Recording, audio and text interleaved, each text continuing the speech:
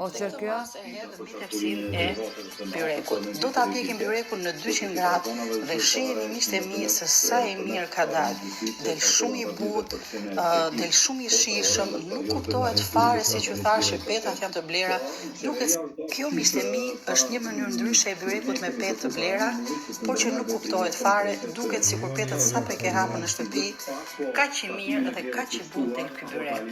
Së pari, preshet i prezimët ju hedh krip dhe i vras me duar. Nuk do ta ka urdhis preshën miqtë e mi, në këtë mënyrë ruan dhe shijen dhe ngjyrën.